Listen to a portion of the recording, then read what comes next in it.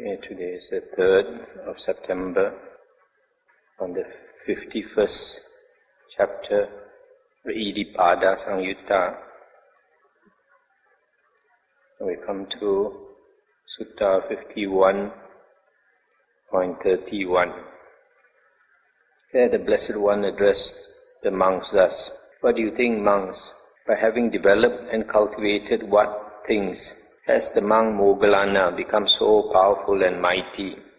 Let's stop here for a moment. Venerable Maha Moggallana is the disciple of the Buddha with the greatest psychic power. And the monk said, "Venerable Sir, our teachings are rooted in the Blessed One, etc." And the Buddha said, "It is because he has developed and cultivated the 4 bases for psychic power that the monk Moggallana has become so powerful and mighty." What for? Dear monks, the monk Moggallana has developed the basis for psychic power of concentration due to desire, accompanied by effort and volition, thinking, "Thus my desire will be neither too slack nor too tense, and it will be neither constricted internally nor distracted externally." And he has dwelt perceiving after and before, as before so after, as after so before, as below so above, as above so below, as by day so at night, as at night so by day. Thus with a mind that is open and unenveloped, he has developed the mind imbued with luminosity. He has developed the basis for psychic power of concentration due to energy.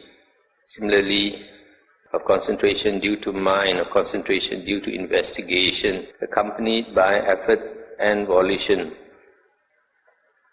Thus, with a mind that is open and unenveloped, he has developed the mind imbued with luminosity. It is monks, because he has developed and cultivated these 4 bases for psychic power, that the monk Moggallana has become so powerful and mighty. These monks, because the monk Moggallana has developed and cultivated these 4 bases for psychic power, that he wields the various kinds of psychic power, such as having been one, he becomes many, having been many, he becomes one, etc. He exercises mastery with the body as far as the Brahma world. It is monks, because the monk Moggallana has developed and cultivated these 4 bases for psychic power, that by the destruction of the asavas, in this very life, he enters and dwells in the taintless liberation by mind, liberation by wisdom, realizing it for himself with direct knowledge. That's the end of the sutta. In an earlier sutta, when we read about the Venerable Anuruddha, his psychic powers were due to the practice of Satipatthana, because the practice of Satipatthana is synonymous with the development of Jhana. But here, the Venerable Moggallana, his emphasis is on the 4 bases for psychic power. So that's the last sutta I'm reading of the Iddhipada Samyutta. Now we come to the 52nd chapter of the Samyutta Nikaya, Anuruddha Samyutta. Anuruddha is the disciple of the Buddha, the Arahant, with the greatest heavenly eye. He is supposed to be able to see 1,000 world systems so clearly, like in the palm of his hand. In other words, his mind has opened up to be boundless. Has attained this Arupa Jhanas. The first sutta is 52.1. On one occasion, the Venerable Anuruddha was dwelling at Savatthi in Jeta's Grove, Anathapindika's park. Then while the Venerable Anuruddha was alone in seclusion, a reflection arose in his mind thus: "Those who have neglected these 4 intense states of recollection have neglected the noble path leading to the complete destruction of suffering. Those who have undertaken these 4 intense states of recollection have undertaken the noble path leading to the complete destruction of suffering." Stop here for a moment. Just mentioned a while ago that the Venerable Anuruddha his emphasis is on the Satipatthana, and here we find him again talking about this Satipatthana. So you have, because the Buddha has taught the various ways of practicing, and also the different objects of contemplation. So like in these 37 Bodhipakya Dhammas, different Arahants, they succeed with different methods, like the Venerable Anuruddha, he is more on Satipatthana. Venerable Mahamoggallana is more on the 4 Iddhipada, and also as far as the objects of contemplation, there are some Arahants, they become Arahants due to contemplation of the 5 aggregates. Some attain Arahanthood from contemplating the 6 sense bases, and some attain Arahanthood from contemplating the 12 links of dependent origination. But even though there is a slight variation in the practice, all this practice is basically centered on the Noble Eightfold Path. You cannot run away from the Noble Eightfold Path. Then the Venerable Mahamoggallana, having known with his own mind the reflection in the Venerable Anuruddha's mind, just as quickly as a strong man might extend his drawn-in arm, or draw in his extended arm, appeared in the presence of the Venerable Anuruddha and said to him, "To what extent, friend Anuruddha, have these 4 intense states of recollection been undertaken by a monk?" And Venerable Anuruddha replied, "Here, friend, a monk dwells contemplating the nature of origination in the body internally. He dwells contemplating the nature of vanishing in the body internally. He dwells contemplating the nature of origination and vanishing in the body internally, ardent, clearly aware, recollected, having removed covetousness and grief in regard to the world. He dwells contemplating the nature of origination in the body externally. He dwells contemplating the nature of vanishing in the body externally. He dwells contemplating the nature of origination and vanishing in the body externally, ardent, clearly aware, recollected, having removed covetousness and grief in regard to the world. He dwells contemplating the nature of origination in the body internally and externally. He dwells contemplating the nature of vanishing in the body internally and externally. He dwells contemplating the nature of origination and vanishing in the body internally and externally, ardent, clearly aware, recollected, having removed covetousness and grief in regard to the world. If he wishes, may I dwell perceiving the repulsive in the unrepulsive. He dwells perceiving the repulsive therein. If he wishes, may I dwell perceiving the unrepulsive in the repulsive. He dwells perceiving the unrepulsive therein. If he wishes, may I dwell perceiving the repulsive in the unrepulsive and in the repulsive. He dwells perceiving the repulsive therein. If he wishes, may I dwell perceiving the unrepulsive in the repulsive and in the unrepulsive. He dwells perceiving the unrepulsive therein. If he wishes, avoiding both the unrepulsive and the repulsive, may I dwell equanimously, mindful and collected. Then he dwells therein equanimously, collected and clearly aware. He dwells contemplating the nature of origination, the nature of vanishing, the nature of origination and vanishing in feelings internally, in feelings externally, in feelings internally and externally, ardent, clearly aware, recollected, having removed covetousness and grief in regard to the world. If he wishes, may I dwell perceiving the unrepulsive in the repulsive in the unrepulsive. He dwells perceiving the repulsive therein. If he wishes, avoiding both the unrepulsive and the repulsive, may I dwell equanimously, recollected and clearly aware. Then he dwells therein equanimously, recollected and clearly aware. He dwells contemplating the nature of origination, the nature of vanishing, nature of origination and vanishing in the mind, internally, externally. Similarly, if he wishes, may I dwell perceiving the repulsive. He perceives the repulsive. And then he dwells contemplating the nature of origination, nature of vanishing, etc. in Dhamma, internally, externally. And similarly, if he wishes, if he wants to perceive the repulsive, he perceives the repulsive. It is in this way, friend, that these 4 intense states of recollection have been undertaken by a monk. So here the Venerable Anuruddha says that if a monk practices the 4 satipatthanas and develops them fully, then he is able to, if he wishes to perceive the repulsive, he perceives the repulsive either in the repulsive or in the unrepulsive. If he wants to perceive unrepulsive, then he perceives unrepulsive. It's not easy to do because this perception of repulsiveness and unrepulsiveness is due to habit. We have developed it over many lifetimes, so it's very difficult to change unless the mind is very strong. So what do you mean by perceiving the repulsive and the unrepulsive? For example, if you see a body of the opposite sex, it is unrepulsive, and in fact it's very attractive, and lust arises. But if a monk develops his mind to be so strong, if he wants to see in the body repulsiveness, he can see like inside the body consisting of head, hair, body hair, nails, teeth, skin, flesh, sinew, bones, etc., with all the excrement and blood and pus and all that.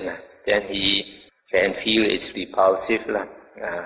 And on the other hand, the other extreme, suppose he sees a rotten corpse. To an ordinary person, when you see a rotten corpse, you feel it's very repulsive. You dare not look, cannot stand the stench or so. But if he wants to perceive it as unrepulsive, because his mind is so strong, he can perceive it as unrepulsive. Many years ago, when I first went to Thailand, I met an old monk, and that old monk is a Teochew monk. I knew him from Ipoh before I went to Thailand, so I went to stay with him. He was telling me about one young Thai monk. Many years ago, he was practicing very hard. Then he went to a place where they had thrown the corpse. He held the corpse for many hours, holding the corpse and contemplating the corpse. And then to the extent that he even beat the corpse, just to not to feel repulsiveness, and just beat the corpse. So that's hard to do unless your mind is very strong enough. Your mind is not strong, then our feelings control us. But if the mind is strong enough, then the mind controls the feeling.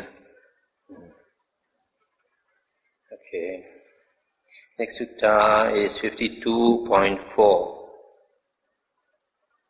On one occasion, the Venerable Anuruddha, the Venerable Sariputta, and the Venerable Mahamoggallana were dwelling at Saketa in the thorn bush grove. Then in the evening, the Venerable Sariputta and the Venerable Mahamoggallana emerged from seclusion, approached the Venerable Anuruddha, and exchanged greetings with him.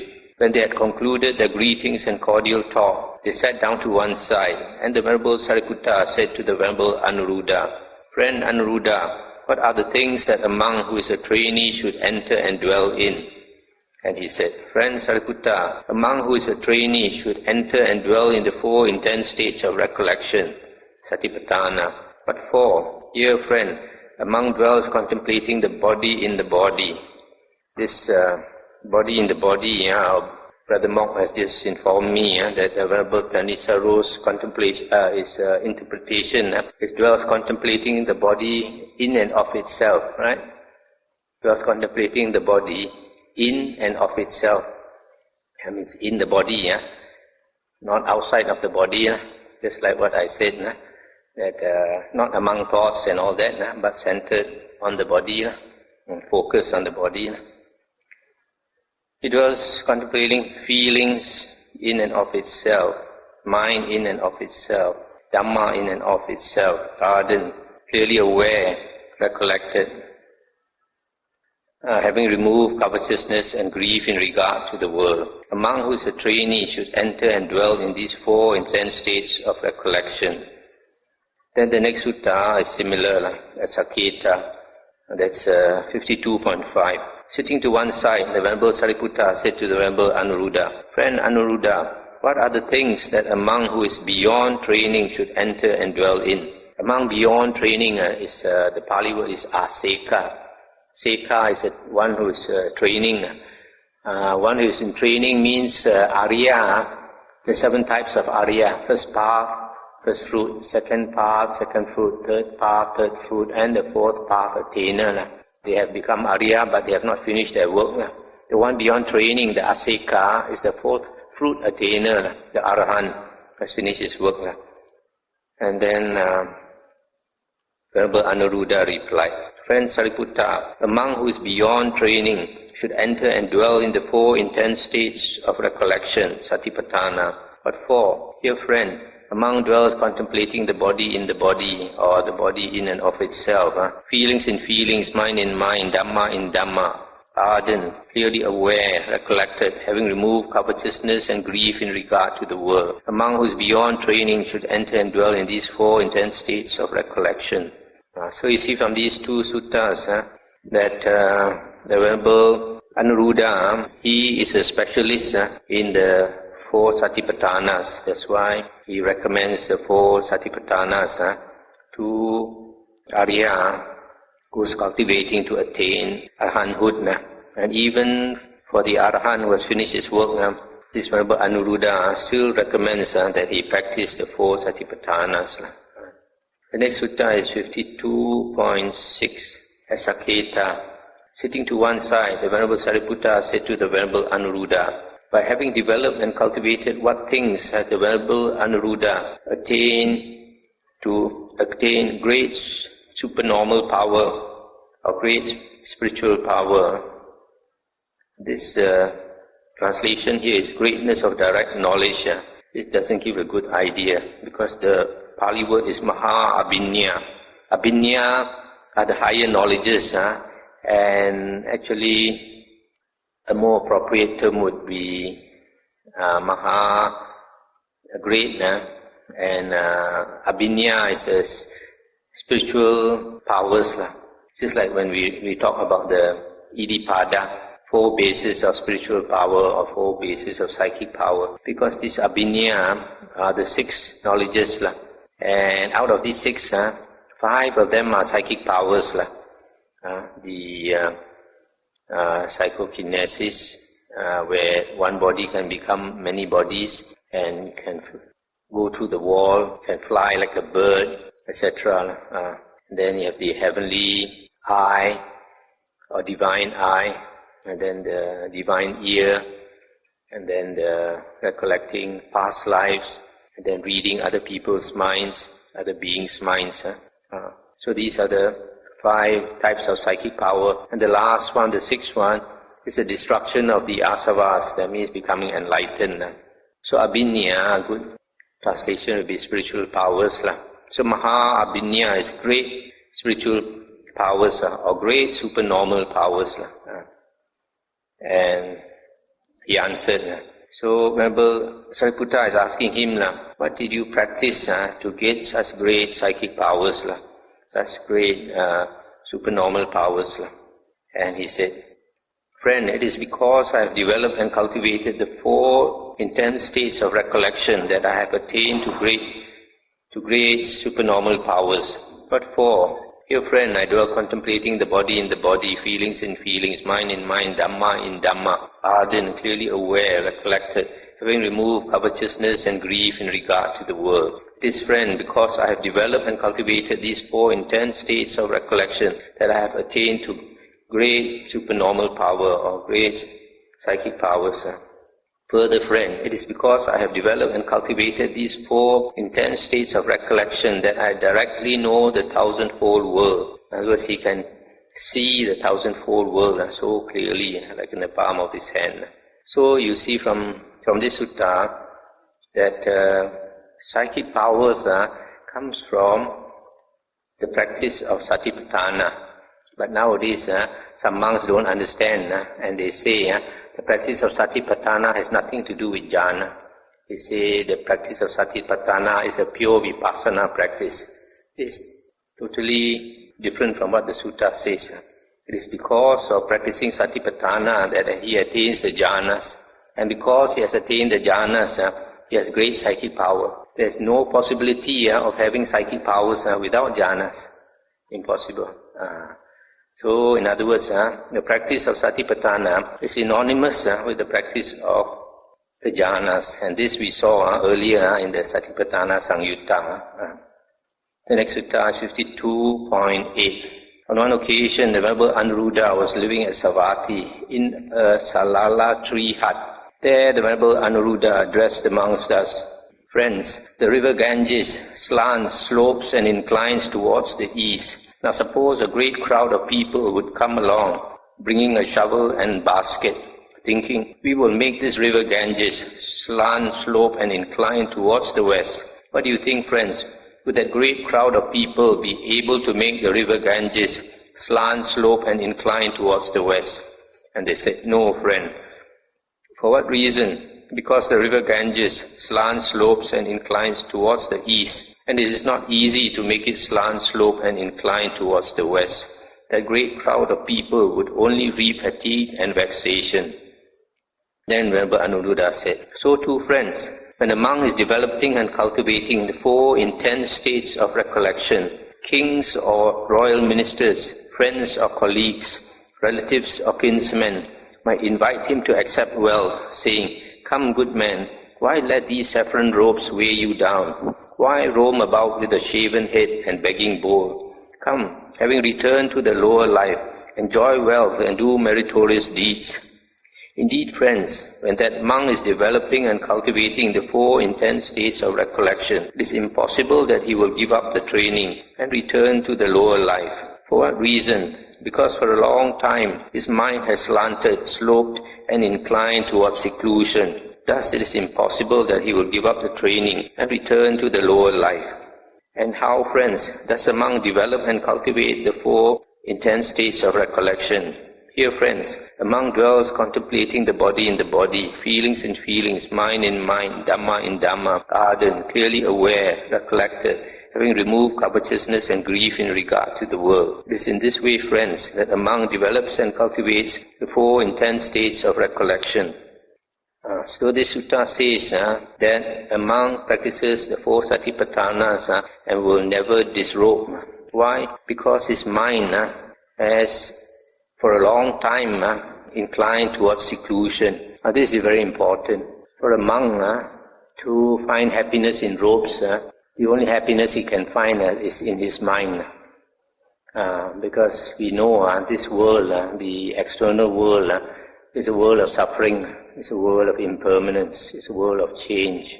And because of that, if you stay in the world, you're going to suffer. You may enjoy for a while, but eventually you will suffer. We leave the world and practice seclusion. Seclusion means aloofness. Aloofness from society, aloofness from people. When I became a Theravada monk, then I wanted to live a lifestyle a bit similar to the Buddha's time. So I went to look for a cave to stay in Ipoh. Then I went to Penang also. I stayed in a cave and sometimes on a hilltop. So initially it was not easy. Initially, because I came back from Thailand, I had gastric problem. So it was giving me a bit of problem. But later I just practiced patience and slowly it wasn't a problem anymore. I got used to it. As the years went by, I got used to staying alone, and I like staying alone better than staying with people. So initially, it takes some getting used to, but once you get used to it, then your mind, as Sutta says, your mind inclines towards seclusion. So if you want to progress in the spiritual path, you have to go into seclusion. Not necessarily body seclusion. What's more important is mental seclusion, mental aloofness, going into the mind, dwelling in the mind more often. That's why, like the Buddha's disciples, although they stay together in a monastery, like after they have taken their meal, they will each go different ways. You will find a quiet place under a tree, and they practice the meditation the whole day. Then at night they come together and discuss the Dhamma. Most of the day, and probably at night or so, they are alone by themselves. 52.10. On one occasion, the Venerable Anuruddha was dwelling at Savatthi in the blind man's grove, sick, afflicted, gravely ill. Then a number of monks approached the Venerable Anuruddha and said to him, "In what dwelling does the Venerable Anuruddha usually dwell, so that the arisen bodily painful feelings do not persist, obsessing his mind?" And he said, "It is, friends, because I dwell with a mind well established in the 4 intense states of recollection, that the arisen bodily feelings do not persist obsessing my mind. What for? Here, friends, I dwell contemplating the body in the body, feelings in feelings, mind in mind, Dhamma in Dhamma, ardent, clearly aware, recollected, having removed covetousness and grief in regard to the world. Friends, it is because I dwell with the mind well established in these 4 intense states of recollection, that the arisen bodily painful feelings do not persist obsessing my mind." So you see, because he constantly dwells in the 4 Satipatthanas, that he does not, this pain, the bodily pain, does not overwhelm him. But then you must, it's only logical to equate his dwelling in Satipatthana with the Jhanas, because when he dwells in the Jhanas, then as we read earlier, the painful feelings, even in the first Jhana, the first Jhana, the painful bodily feelings are eliminated. And in the second Jhana, the painful mental feelings are eliminated. And the third Jhana, the pleasant bodily feelings are also eliminated. In the 4th Jhana, even the pleasant mental feelings are eliminated. So that's why pain cannot obsess him, even from the first Jhana. First Jhana, body pains already cannot disturb you. So here again we see that the 4 Satipatthanas are equivalent to the Jhanas. 52.11. On one occasion, the Venerable Anuruddha was dwelling at Savatthi in Jeta's Grove, Nathapindika's park. Then a number of monks approached the Venerable Anuruddha and exchanged greetings with him. When they had concluded their greetings and cordial talk, they sat down to one side and said to the Venerable Anuruddha, "By having developed and cultivated what things has the Venerable Anuruddha attained to great supernormal power or to great spiritual powers?" And he said, "It is, friends, because I have developed and cultivated the 4 intense states of recollection that I have attained to great supernormal powers." What for? Here, friends, I dwell contemplating the body in the body, feelings in feelings, mind in mind, Dhamma in Dhamma, ardent, clearly aware, recollected, having removed covetousness and grief in regard to the world. It is, friends, because I have developed and cultivated these 4 intense states of recollection that I have attained to great supernormal powers. Further, friends, it is because I have developed and cultivated these 4 intense states of recollection that I recollect or remember 1,000 world cycles. It's the end of the sutta. Even to remember one world cycle is not easy. I can remember 1,000 world cycles at such a long time. Because one world cycle is an extremely long time. The Buddha said, hard to imagine how long is one world cycle. And he can remember 1,000 world cycles. And that's all due to Satipatthana. 52.12. And he said, further, friends, it is because I have developed and cultivated these 4 intense states of recollection that I wield the various kinds of spiritual powers. Having been one, I become many. Having been many, I become one. He can fly like a bird. He can go through the wall. He can dive into the earth like diving into the water. And he can walk on the water surface. And even with the human body, he can fly as far as the Brahma heavens. And then the next sutta, 52.13. Further, friends, it is because I have developed and cultivated these 4 intense states of recollection, Satipatthana, that with the divine ear element, which is purified and surpasses the human, I hear both kinds of sound, the divine and the human, those that are far as well as near. So here, you see, if you want to develop the heavenly ear, you got to practice Satipatthana. And then 52.14. Further friends, it is because I have developed and cultivated these 4 satipatthanas that I understand the minds of other beings and persons, having encompassed them with my own mind. I understand a mind with lust as a mind with lust, and an unliberated mind as an unliberated mind, etc., etc. So you see from these suttas that all the various psychic powers are due to the practice of satipatthana, which also means the practice of the jhanas. The satipatthana is synonymous with jhana. 52.20. Further friends, it is because I have developed and cultivated these 4 satipatthanas that I understand as it really is the degrees of maturity in the spiritual faculties of other beings and persons. In other words, he can look into a person and understand whether how mature this person is. This is important for a Sammasambuddha or an Arahant who wants to teach the Dhamma to other beings. He has to gauge whether that being can understand the Dhamma or not. That's the end of the Anuruddha Samyutta. Now we come to the 53rd chapter, Jhana Samyutta, concerning jhanas. This word jhana is a state of meditative absorption. When they first started translating Pali texts into English, they did not understand the meaning of the word jhana. So they translated it as trance. Trance is like you enter a state where you are bodo-bodo, blur-blur, you don't know what's going on. So because of that, some people have a misconception that jhanas are useless. When you enter jhana, you are not aware of anything.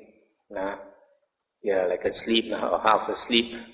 So that's why some vipassana monk, some famous vipassana monk says that jhana is useless, that there is no sati when you are in jhana, so it's of no benefit, there's no mindfulness. But it's totally not true. When a person enters the jhanas, the mind is clearly aware, clearly mindful, intensely mindful, in fact. Cannot be more mindful than in jhana. Also, as a person experiences jhana, the 5 hindrances drop away, and the mind becomes bright. The higher the jhana, the more bright the mind becomes. And in the suttas, the Buddha says the condition for seeing and knowing clearly is a mind that is bright. In other words, a mind that has cultivated jhana is the best condition for attaining wisdom, because you are able to see and know clearly. Okay, 53.1, at Savatthi. There the Blessed One said this: monks, there are these 4 jhanas. What for? Here monks, secluded from sensual pleasures, secluded from unwholesome states. This word secluded can also be translated as aloof, aloof from sensual pleasures, aloof from unwholesome states.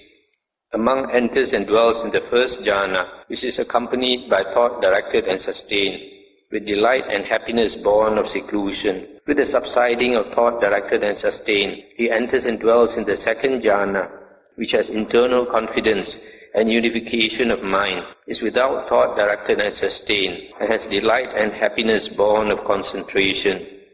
With the fading away as well of delight, he dwells equanimous and mindful and collected. He experiences happiness with the body. He enters and dwells in the third jhana, of which the noble ones declare, he is equanimous, mindful, one who dwells happily. With the abandoning of pleasure and pain, and with the previous passing away of joy and displeasure, he enters and dwells in the fourth jhana, which is neither painful nor pleasant, and has utter purification of sati and upekkha. There is utter purification, a complete purification of mindfulness or recollection and equanimity. These are the 4 jhanas. Monks, just as the river Ganges slants, slopes, and inclines towards the east, so too a monk who develops and cultivates the 4 jhanas, slants, slopes and inclines towards Nibbana. And how, monks? Does a monk who develops and cultivates the 4 jhanas, slants, slope and incline towards Nibbana. Here, monks, secluded from sensual pleasures, secluded from unwholesome states, a monk enters and dwells in the 1st jhana. And then similarly as before, in the 2nd jhana, 3rd jhana and then 4th jhana. It is in this way, monks, that a monk who develops and cultivates the 4 jhanas, slants, slopes and inclines towards Nibbana. It's the end of the sutta. So here you see, the Buddha has stated very clearly that just as the river Ganges slants, slopes and inclines towards the east, so when you practice the 4 jhanas, you will slant, slope and incline towards Nibbana. So there's nothing better to practice than the 4 jhanas if you want to attain Nibbana. That's why in some suttas the Buddha says that the footprints of the Tathagata, the footprints of the Buddha, are the jhanas. So if you want to follow the path of the Buddha to Nibbana, you have to follow his footprints and attain the jhanas. Otherwise there's no hope of becoming enlightened. And also in Majjhima Nikaya Sutta, Buddha said that it is impossible to eliminate the 5 lower factors without the 4 jhanas. One who eliminates the 5 lower factors is an Anagamin and also an Arahant, 3rd fruit and 4th fruit. That's why in the Noble Eightfold Path, perfect concentration is the 4 jhanas. Okay, the next Samyutta is 54th Samyutta, Anapana Samyutta. Anapana is breathing in and out. Breathing in and out, breathing. At Savatthi, 54.1, at Savatthi, there the Blessed One said, monks, one thing when developed and cultivated is of great fruit and benefit. What one thing? Mindfulness of breathing, or recollection of breathing. And how, monks, is mindfulness of breathing developed and cultivated so that it is of great fruit and benefit? Here, monks, a monk, having gone to the forest, to the foot of a tree, to an empty hut, sits down, having folded his legs crosswise, straightened his body, and set up mindfulness in front of him. Just mindful he breathes in, mindful he breathes out. I stop here for a moment. People like to ask, what is this? Set up mindfulness in front of him. What happens when you set up something in front of you? You only see it, isn't it? You don't see any other thing. When you put something in front of you, you only see it, you don't see any other thing, right? So when you set up mindfulness in front of you, you have full sight of mindfulness. Mindfulness, you have the sight of mindfulness. That means you are only aware of mindfulness. You're not paying attention to any other thing. Okay? You only see mindfulness. You're only aware of mindfulness. That is the meaning of set up mindfulness in front of him. He sets up mindfulness in full sight. Set up mindfulness in his sights. So just mindful he breathes in, mindful he breathes out. In other words, he's paying total attention to mindfulness of the breath. He's not paying attention to any other thing. It's like if you put an object in front of you, you only see this object, you don't see any other object. That's the meaning. Set it up in front of you. Breathing in long, he knows, I breathe in long. Breathing out long, he knows, I breathe out long. Breathing in short, he knows, I breathe in short. Breathing out short, he knows, I breathe out short. He trains thus, experiencing the whole body, I will breathe in. He trains thus, experiencing the whole body, I will breathe out. He trains thus, tranquilizing the body conditioner, I will breathe in. He trains thus, tranquilizing the body conditioner, I will breathe out. I stop here for a moment. So, when he is practicing Anapanasati, mindfulness of the breath or recollection of the breath, each breath he's aware. Each breath is a breath. When the breath is long, he's aware the breath is long. When the breath is short, he's aware he's short. In this practice of Anapanasati, it is very important not to miss any breath. It's very important to make adhitthana, a determination that you will not let your mindfulness slip. If you don't make this determination, you are mindful one breath after another. Very soon your mind runs away. So you have to be very clear that you are not going to miss any breath. That's the only way. That's the meaning of setting up mindfulness in front of you. Don't let your mindfulness run away. You only see the breath. You're only aware of the breath, nothing else.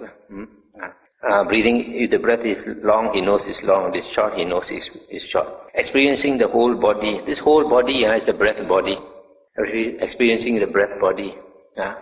So if you want to experience the breath body, when the breath goes in, you also experience it going in. In other words, you can follow the breath.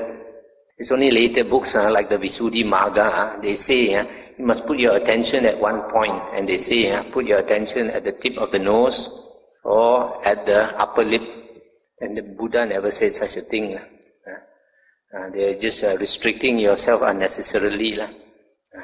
So, if you want to experience the breath goes in down to your pantin, to your abdomen. You can also follow the breath right down to the abdomen and out again. And then it says tranquilizing the body conditioner. What is the body conditioner?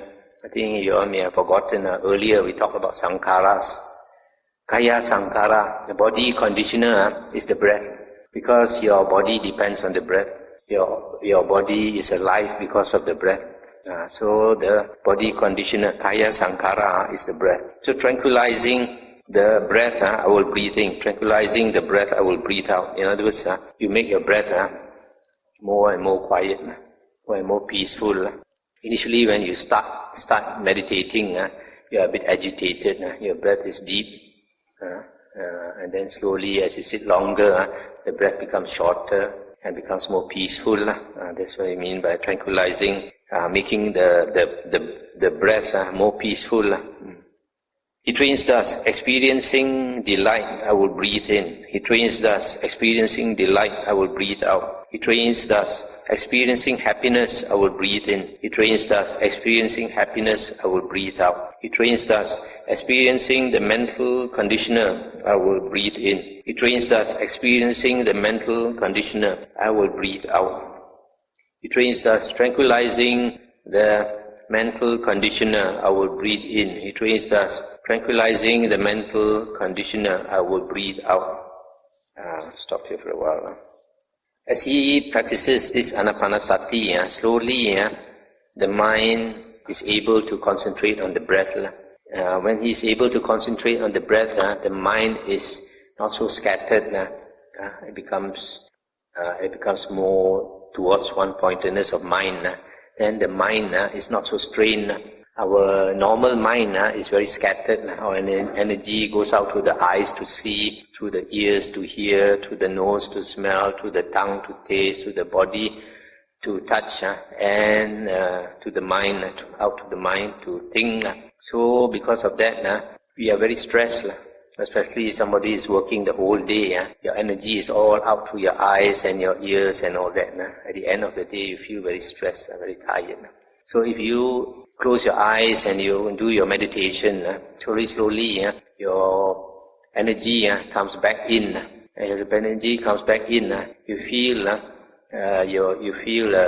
your mind becoming more.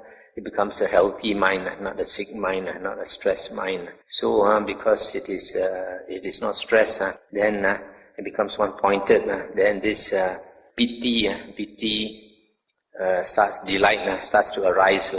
That's the beginning of one-pointedness of mind. So after that, happiness, sukha also you will experience. Then after that, experiencing the mental conditioner. What is the mental conditioner? Chitta Sankhara, earlier we read, Chitta Sankhara is perception and feeling. Perception and feeling. Because when you have perception and feeling, then you have consciousness. Then the mind works. So the mind works dependent on consciousness, which also means dependent on perception and feeling, because they all come together. So when you experience perception and feeling, you breathe in and you out and breathe out. You experience perception of the breath, you experience the feeling of the breath. Then tranquilizing the mental conditioner, I will breathe in. Tranquilizing the mental conditioner, I will breathe out.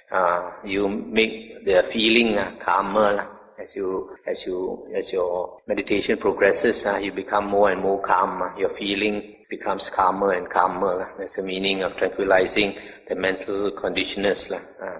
Then he trains thus, experiencing the mind, I will breathe in. He trains thus, experiencing the mind, I will breathe out. He trains thus, gladdening the mind, I will breathe in. He trains thus, gladdening the mind, I will breathe out. He trains thus, concentrating the mind, I will breathe in. He trains thus, concentrating the mind, I will breathe out. He trains thus, liberating the mind, I will breathe in. He trains thus, liberating the mind, I will breathe out. This one, I guess, is a more advanced stage. When he goes into the mind, he is not aware of the external world. He's not aware of his body. As he goes deeper into the mind, then he experiences the mind.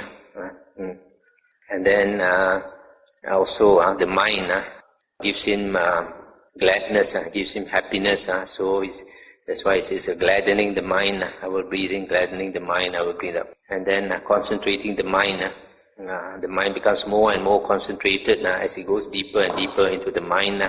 Then liberating the mind, I will breathe in. This one, liberating the mind, yes, not sure, maybe liberating the mind from the klesas, the defilements and all that. He trains thus, contemplating impermanence, I will breathe in. He trains thus, contemplating impermanence, I will breathe out.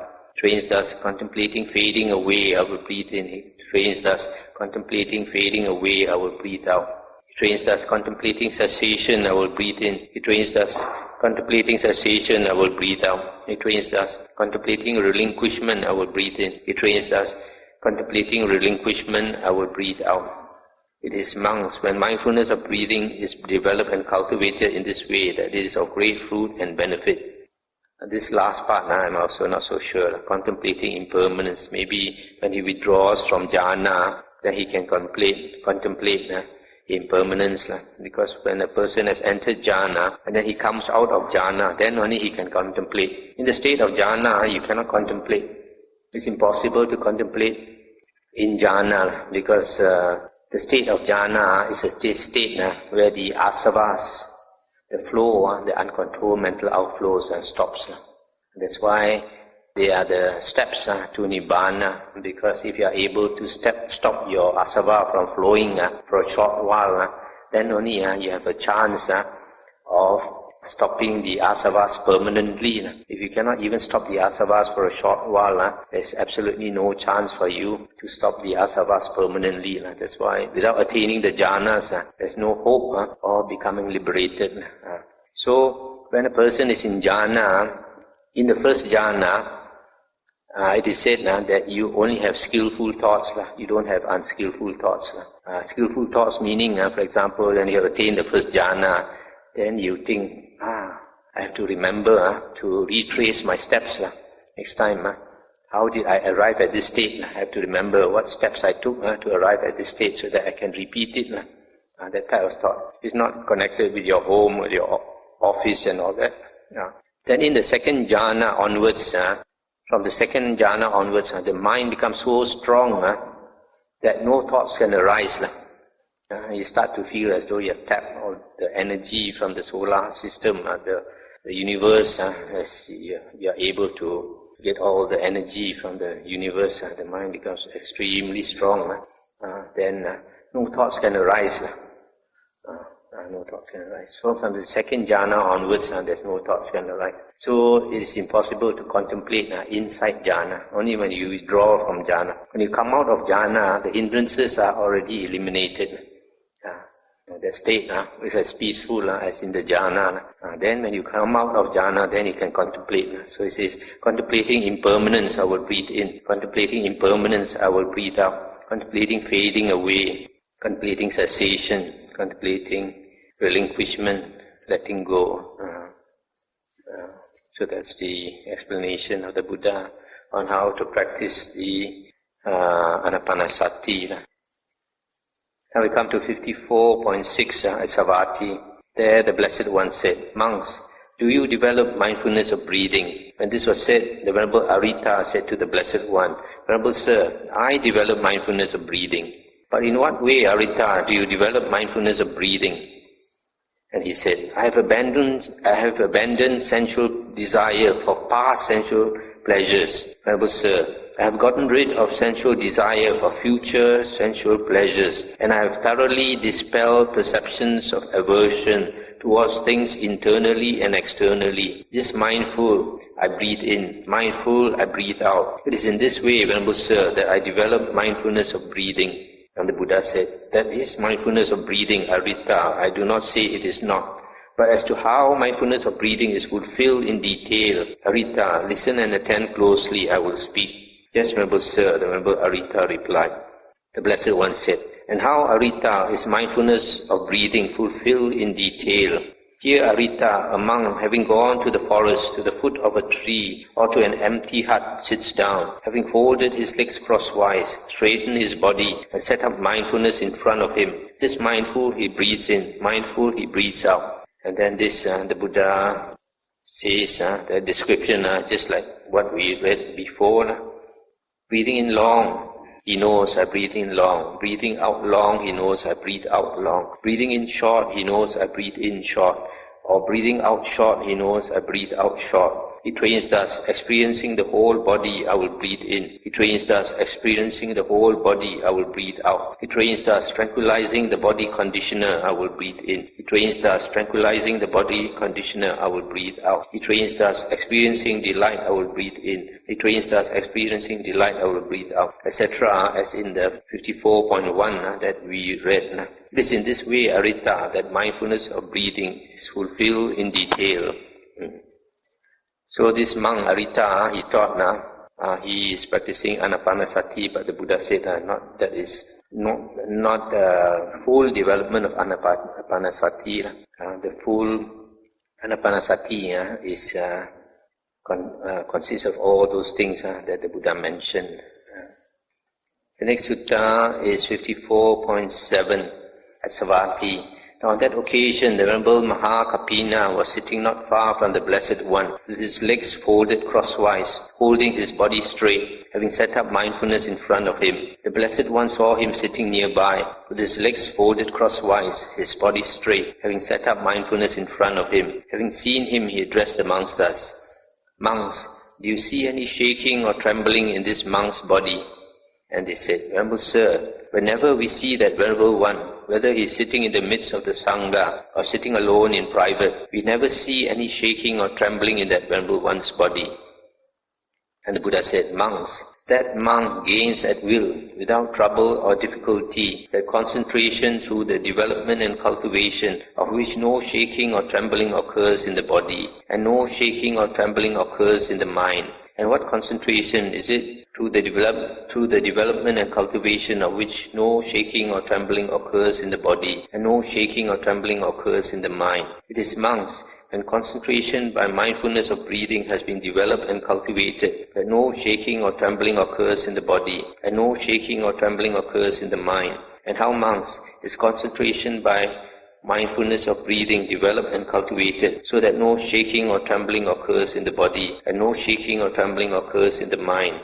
Here monks, a monk having gone to the forest, to the foot of a tree, to an empty hut, sits down, having folded his legs crosswise, straightened his body, and set up mindfulness in front of him. This mindful he breathes in, mindful he breathes out. And here the description is like before, the full description. It is monks, when concentration by mindfulness of breathing has been developed and cultivated in this way, that no shaking or trembling occurs in the body, and no shaking or trembling occurs in the mind. That's the end of the sutta. This Venerable Mahakapina is one of the Arahants with great psychic powers. He's supposed to be a thin monk with a sharp nose. One of the four monks, when the Buddha went up to the Brahma heavens and emitted light, is one of those four who came to the Buddha. His mind is very strong, so there's no trembling of his body and no shaking of his mind. When we sit in meditation, we are sitting properly, normally we sit straight. It's only sometimes when the body is very tired, and then we can't help it. Sometimes the body stoops. Just like the Venerable Mahamoggallana, when he was practicing for 7 days and 7 nights without sleeping, He was already nodding, then but he was still aware. And when you are too tired, the body nods. So the Buddha came to him and told him, be more mindful, Moggallana. And then because he knows that the Buddha is looking at him all the time, so he has to put in extra effort. That's how he attained arahanthood in 7 days. But if you are not too tired, normally, even though you're not sitting very straight, when the energy, the chi starts to go, then the body will naturally become straight. It'll straighten the body by itself. I think I'll stop here for tonight. Anything to discuss? How do you find the joy in reading the Sutta when you are so enthusiastic in reading it every night? This must be, I guess, my affinity from the past life. Affinity from the past life. That's when I was 6 years old and 7 years old, something happened. At that time I didn't know. But later I came to Buddhism only. I knew. One of them was when I went to school. When I was 7 years old, I went to school, primary school, standard 1. So the first day in school, one boy asked me what was my name. So I told him my lay name is Chun Hai. Chun Hai. So that's a Hokkien dialect. So he translated into Cantonese. He said Chun Hoi. So when he thought of Chun Hoi, he laughed. I told all the other boys, he said, Chun Choi, ni got Chun Choi. So I was telling all the boys, it's Chun Choi. So when that happened, I got annoyed. I got very annoyed. Then a strong thought flashed across my mind that I may be ignorant, I may be Chun Choi, I may be ignorant of worldly things, but I have the knowledge that surpasses the world. When I was 7 years old, I had this thought, I have the knowledge that surpasses the world. Then the next thing was, I asked myself, what is this knowledge that surpasses the world? I could not remember. So something like this, years later when I came to Buddhism, then only I recall, and it struck me. So when I first came to Buddhism and I studied the suttas, I was so happy. I was not inclined to sleep, and just keep reading until I was very tired and I went to sleep. So this affinity. How do we raise our enthusiasm in reading the Sutta? Is there any way You must understand, when you understand the suttas, the implication, every time you read a sutta, there are certain implications in the sutta. So if you understand, then it gives you great joy. Also, the suttas make plain to us a lot of things that should be common sense. A lot of things about the world should be common sense, but because of the 5 hindrances, we don't see so clearly. Our mind is blur. So when the Buddha says something, then it strikes us. Why didn't I think of it before?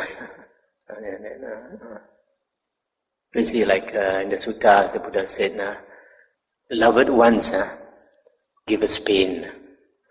Those that we love give us pain." So in the sutta, there was somebody asked this, I forgot who was it. Then he agreed with the Buddha, he or she, then he left.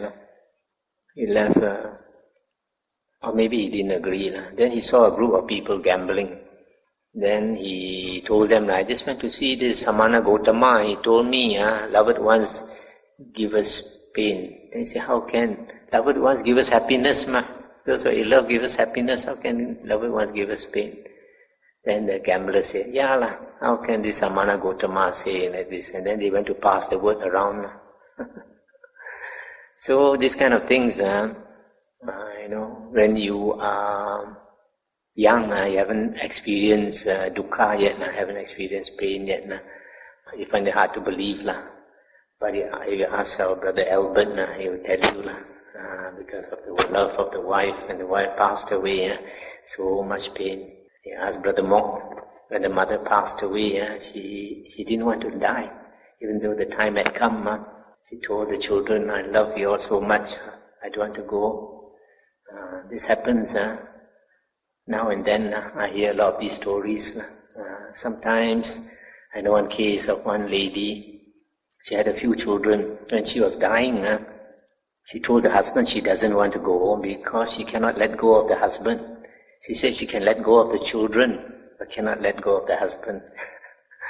The husband must be very special to her. On the other hand, some other lady I know who was dying of cancer, she said she can let go of the husband, cannot let go of the children. So I see those that we love so much. How can we bear to be parted from them? This is like there's one sutta. What's the name of the sutta? About one young man, he wanted to renounce. So after hearing the Dhamma, the Buddha's Dhamma, he wanted to renounce. So he asked his parents for permission. The parents would not give him permission. Then he asked a few times. Then the mother said, well, we love you so much, how can we let you go? Even if you were to die also, we also cannot bear to part from you. How now you're alive, how can we bear to part from you? So he had to starve himself, refuse to eat, until eventually the parents let him renounce. Rattapala Sutta, the Majjhima Nikaya. So love binds us together. There's so many people when they die, they make a vow, want to meet again in the next life. Whether they meet or not, nobody knows. Even they meet us, they may forget. Love, things like this. When we don't understand the Dhamma, we want to cling to love. But when you understand the Dhamma, then you know you have to be careful. Love is good, but you have to moderate your love. Otherwise, when it goes away, it gives you a lot of pain.